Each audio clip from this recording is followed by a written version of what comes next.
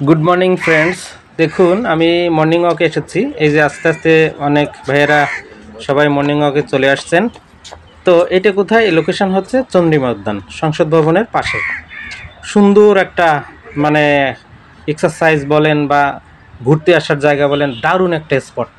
না দেখলে আপনি বুঝতে পারবেন না কত সুন্দর।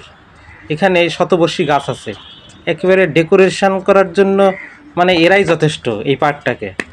তো বাই দ্য ওয়ে আজকে মর্নিং ওয়াকে এসেছি আমি, মোটামুটি 2-3 কিলোমিটার রাউন্ড দিয়ে এখন আমি একটু বসে আছি, আস্তে আস্তে হাঁটছি। তো আজকে দারুণ একটা টিপস দিব, খুবই ইম্পর্ট্যান্ট। সেই টিপসটা কি আগে শুনে নিন।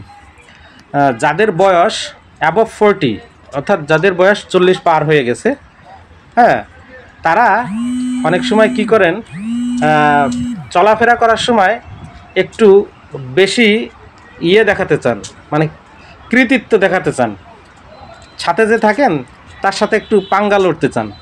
তো এইটা করতে গিয়ে কি হয়, অনেক সময় আমরা কি করি, লাফ দিয়ে রিকশায় উঠি, বা দেখা যাচ্ছে কোনো একটা ভারী জিনিস যেটা আমি 10 কেজি স্বাচ্ছন্দ্যে নিতে পারবো সেখানে আমি 15 কেজি নিচ্ছি, বা এরকম দেখা যাচ্ছে উপর থেকে কোনো একটা জিনিস ভারী জিনিস নিচে নামাচ্ছি।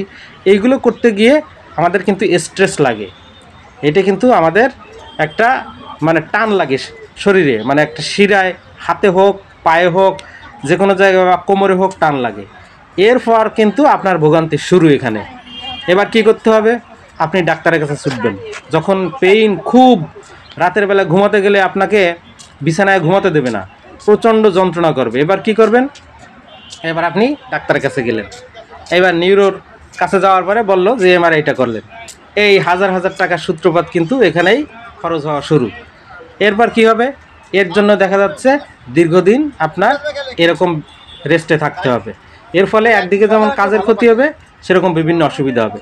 তো আজকে সেখানে দারুণ একটা টিপস দিব, সেটা হচ্ছে কি, আপনার যদি এরকম চোট লাগে বা টান লাগে, হোমিওপ্যাথিক দারুণ একটা ওষুধ আছে, সেটা হচ্ছে রাস্টক্স 6।